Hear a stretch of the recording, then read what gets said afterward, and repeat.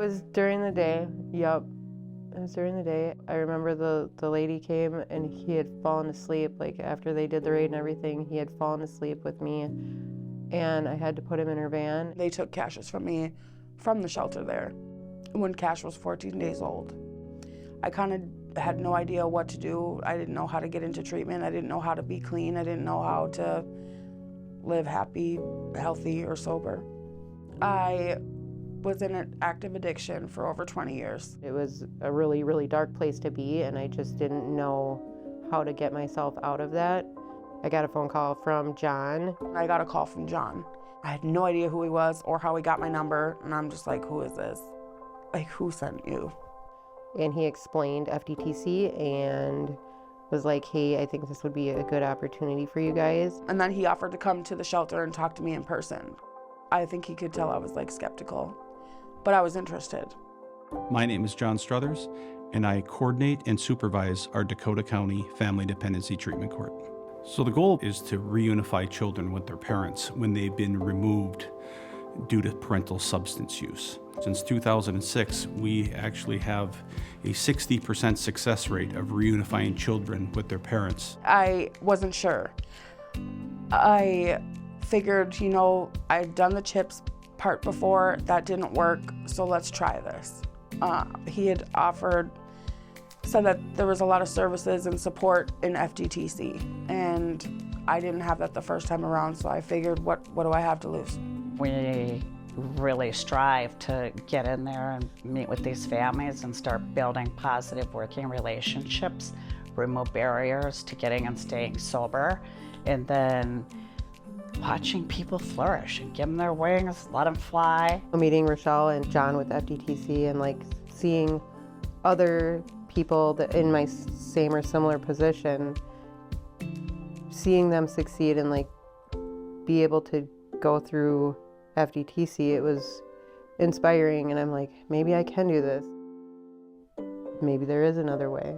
Family Dependency Treatment Court is a voluntary alternative court process that uses the powers of juvenile court in collaboration with a team of partners. Those partners include county and court appointed attorneys, guardian litem's office, social workers, a recovery specialist, and a community chemical dependency consultant. I help clients lower their rate of relapse by creating a relapse prevention plan alongside them. I think recovery takes a village, and we can't do it alone. I get real with them, you know. They want to reunify with their kids, and if they want to do so, they've got to listen to the advice of their attorney and other team members. And I'm really more of a support and rallying person. It's about building a trustful working relationship so we can start getting things done. The whole team, like I said, from my lawyer to my CPS worker to the judge to the district attorney, everybody played their part. Even the lady that just types, like she clapped too. We do a lot of celebrating, even with little steps. There's so many different factors that make it hard for parents to care for their children. And it's even more complicated when there's untreated chemical health or mental health on top of that. So we're there to walk with them and figure out what services they need so that they can get their children back and be healthy. When I first started FDTC, I was in a battered women homeless shelter. It was hot. It was June 15th and it was hot. I was like, I'm gonna leave. I'm gonna leave, it's too hot in here, I don't care.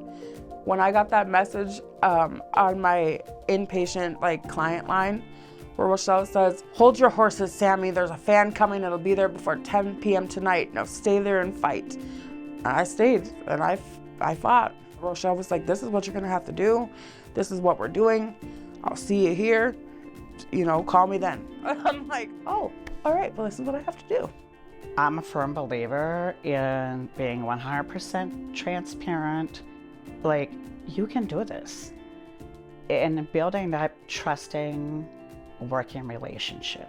Rochelle told me in the very beginning, she's like, we can get through anything as long as you're honest with me and we stay on the same page. She's like, I'll move mountains for you as long as you're honest. And she's always kept her word. Once you've got that trust established, the sky's the limit. We focus on lots of different barriers that parents overcome, including transportation, housing, medical insurance. She helped me like make a budget and like figure out what I needed to do to get my driver's license back. Just recovery stuff like encouragement. Gas vouchers when I got my license back to be able to go to job interviews. It's the guidance and the resource navigation and the encouragement. I just needed somebody to believe in me. And they did. After every one good thing happens, or every one good outcome happens, then they start building up their self-esteem. They start believing what I've been telling them since the beginning, like, I have hope for you. I eventually started to believe in myself, because I'm like, if these 10 people, you know, people I don't even know, are clapping and encouraging me. I can see it in your eyes, I can see it in your heart. Like, we got a lot to work with here. You might not feel like it, but I see it, and you'll see it someday too. I wish there was like a before and after picture because it's amazing. Like, you can change. I would have never thought I would be sitting here. It's the successes of the families that are healthy and doing well, and the graduates that come back and share how things are still going well, and they're maintaining all of the things that they put in place before they graduated. It works. I just love like promoting recovery, because I wish everybody like suffering in silence would see the joys of sobriety.